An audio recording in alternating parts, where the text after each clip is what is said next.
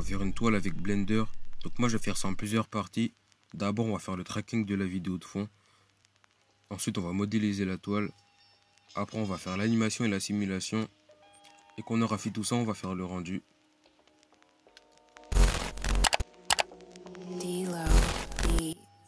Donc d'abord on va changer ça et aller dans le Movie Clip Editor. Ensuite on va importer notre vidéo de fond. Donc moi elle est déjà juste ici. Alors je vais juste la faire glisser dans Blender. Et je vais faire Open Clip. Voilà, donc si on fait play, on voit qu'il y a la vidéo qui se lit normalement. Sauf qu'on voit qu'au bout d'un moment il n'y a plus rien. Parce que la vidéo est déjà terminée. Et que le projet est trop long par rapport à la vidéo. Alors moi ce que je vais faire c'est faire set scene frames. Du coup le projet va s'arrêter à quand la vidéo est terminée. Voilà, ça va recommencer automatiquement, mais c'est bon. Ensuite moi je vais aller au tout début. On va zoomer sur un point pour qu'on voit bien par exemple. Donc par exemple celui-là pour moi. Ensuite on va faire CTRL clic. On voit que ça va ajouter un marqueur. Alors on va faire CTRL T pour le traquer.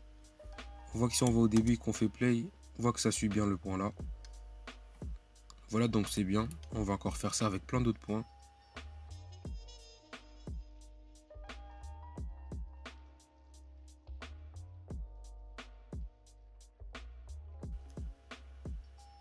Donc voilà, moi j'ai rajouté encore quelques points. J'en ai pas mis beaucoup parce que j'avais pas besoin.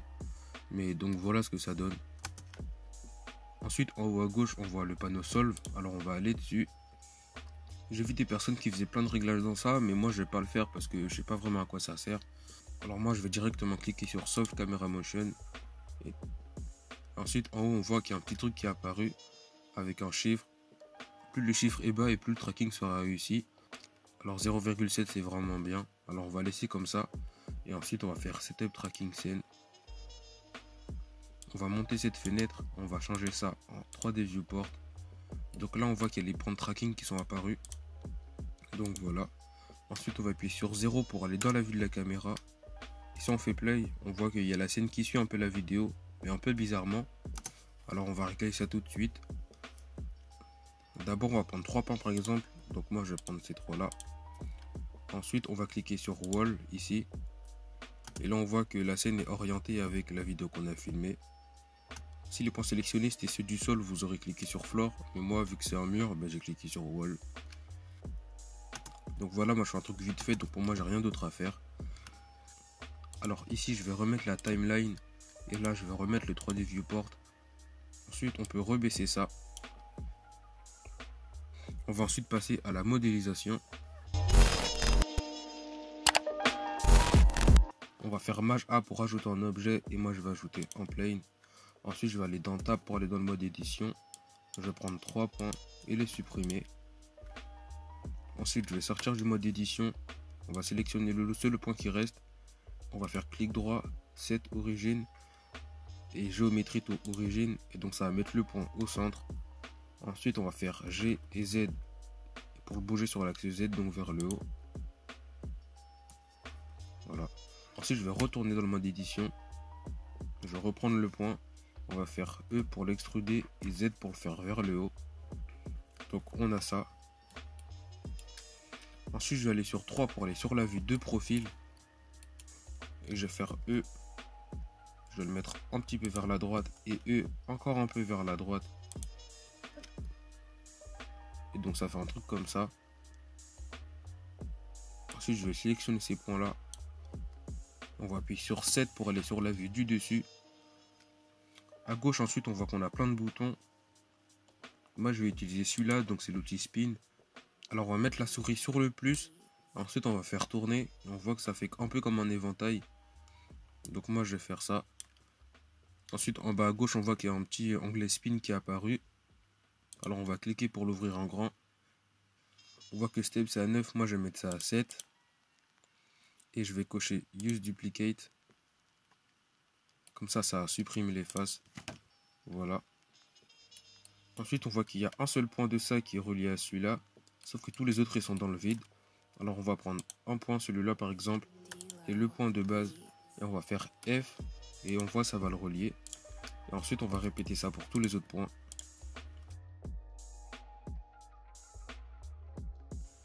Voilà. Donc ensuite on peut reprendre l'outil sélection qui se trouve tout en haut des outils à gauche. On va aller sur A pour tout sélectionner. et on va faire R moins 90 pour le bouger à moins 90 degrés pour que la toile soit horizontale. Ensuite on peut repositionner comme on veut. Ensuite on voit que cette partie et cette partie sont à peu près de la même longueur, sauf que ça c'est beaucoup trop long par rapport au reste. Alors on va faire CTRL R, et si on bouge la molette de la souris, on voit que ça divise le segment un peu. Alors on va continuer jusqu'à ce que ça fasse des petits segments qui a à peu près les longueurs des autres côtés que je vous ai montré tout à l'heure. Une fois que c'est bon, on va cliquer pour valider. Et donc là on a plein de segments qui ont à peu près la même longueur. On va ensuite tout sélectionner en refaisant A. On va faire clic droit et subdivide encore 2 ou 3 fois. Et donc ça va diviser tous les segments qu'il y a. Et voilà, donc on va prendre le point qui est à la base et tous les autres points qui sont au bout en faisant maj et ensuite en sélectionnant. Voilà, on va créer un nouveau vertex group. On va faire plus. On va faire assign. Et donc si on désélectionne tout par exemple mais qu'on veut reprendre nos points, on n'a qu'à faire select et on voit que ça les a sélectionnés, on peut les bouger comme on veut. Bref. Ensuite on va double cliquer pour mettre un nom qu'on ne va pas oublier. Moi je vais mettre abonnez-vous par exemple. Voilà. Ensuite on va aller vers cette partie là. On va prendre des points aléatoires qui sont côte à côte et on va faire F pour les relier. Et donc c'est ça qui va... Et donc là ça va vraiment ressembler à une toile.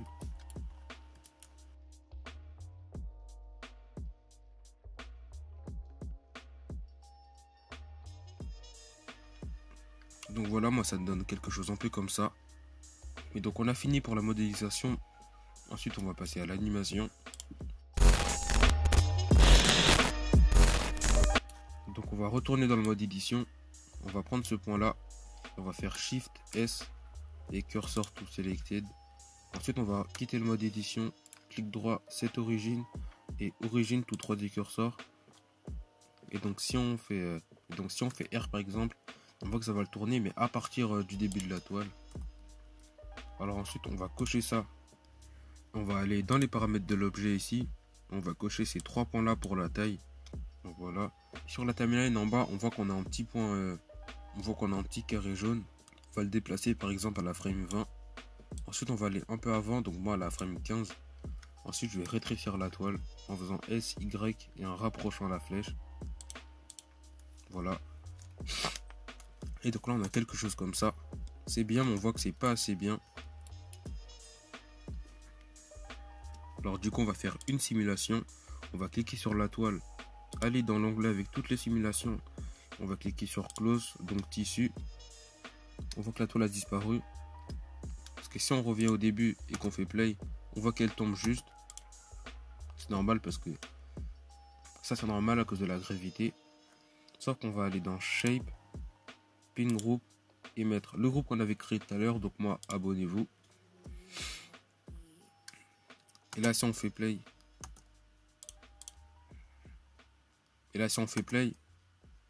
On voit que la toile ne tombe plus et reste comme ça. C'est toujours pas réaliste, alors on va cocher ici le dynamic mesh. Si on revient encore au début et qu'on fait play, donc voilà c'est réaliste mais c'est un peu nul. Alors on va aller à la frame 20. Donc quand la toile a toute sa taille, on va appuyer sur le point à côté du shrinking factor et donc ça va ajouter une keyframe. Ensuite on va aller un peu après, donc à la frame 25. On va changer le shrinking factor à 0,5. On voit que ça met une keyframe automatiquement. Alors si on vient au début et qu'on fait play, voilà on voit que notre toile après elle est un peu plus solide. Voilà, et si on fait 0 pour aller dans la vue de la caméra, qu'on va au début et qu'on fait play, on voit que la toile elle s'incruste vraiment bien dans la vidéo. Et donc ensuite on va pouvoir passer au rendu.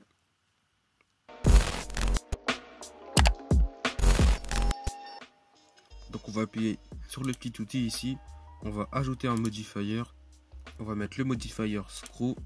On voit que si on sort de la caméra, ça ressemble pas du tout à une toile, mais c'est normal parce que l'angle est sur 360. Nous on va changer ça, on va mettre ça à 0,2 par exemple. Et voilà, on voit que ça donnait du volume à la toile. Voilà, on voit que ça donnait du volume à la toile. On voit que c'est un peu trop épais, donc je vais mettre 0,1 finalement. Voilà. Et ensuite, je vais ajouter le modifier Solidify. Et donc ça va épaissir la toile. Moi aussi, je vais rétrécir, je vais mettre 0,005. On voit que c'est un peu plus fin. Donc voilà. Donc voilà ce que ça fait pour l'instant. Ensuite, on va aller ici donc pour voir les matériaux. Je vais resélectionner ma toile. Et je vais aller ici pour changer la texture de la toile. Je vais cliquer sur New pour créer une nouvelle texture. Et je vais descendre l'onglet Preview pour voir un peu ce que je fais. Voilà, donc c'est ça la texture de la toile. On va changer un peu. On va déjà baisser ça à 0. On voit que là ça brille beaucoup plus. Ensuite je vais augmenter la transmission. Donc moi je vais mettre 0,8 par exemple. Pour qu'on voit un peu à travers. Mais pas totalement non plus. Et donc voilà, ça ressemble à ça, c'est bien. Ensuite je vais aller ici dans Shading. Et nous on va s'intéresser à cette partie là. Alors moi je vais faire Maj A. Et je vais ajouter une Noise Texture. Voilà.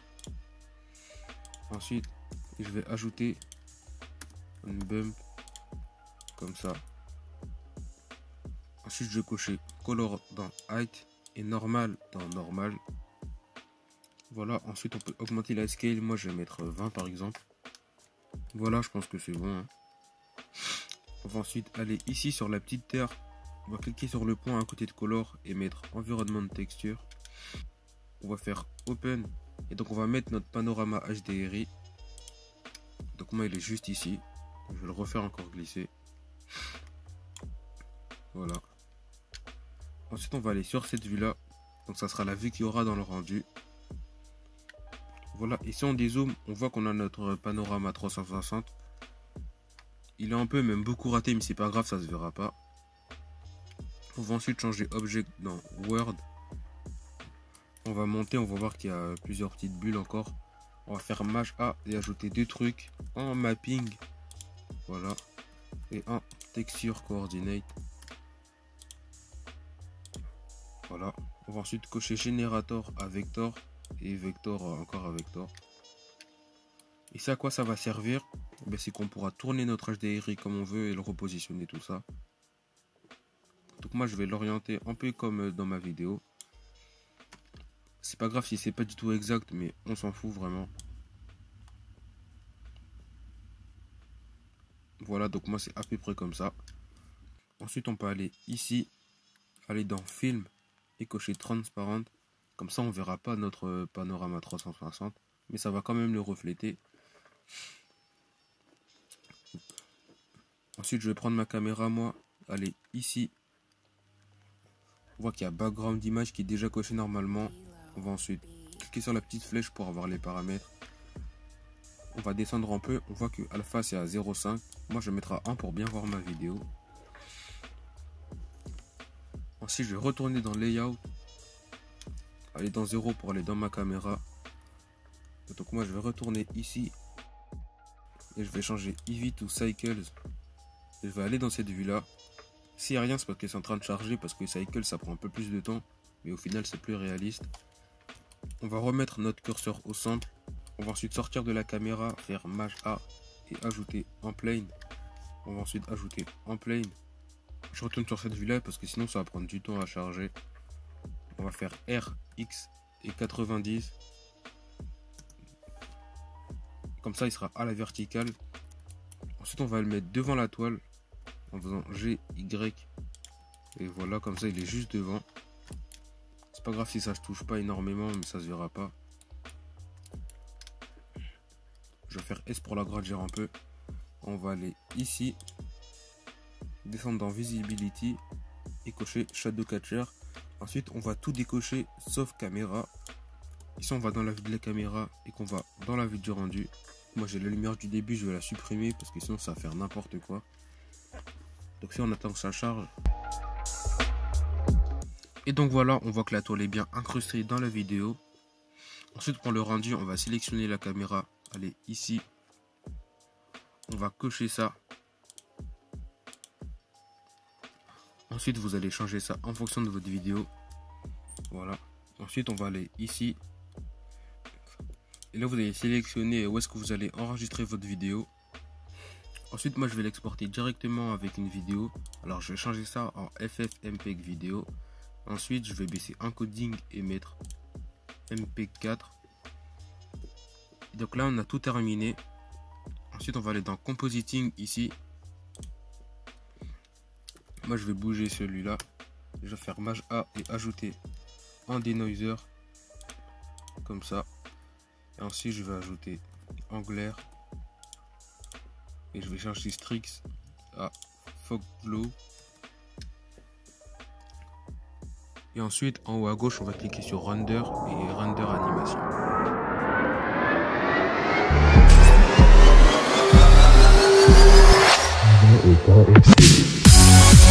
Et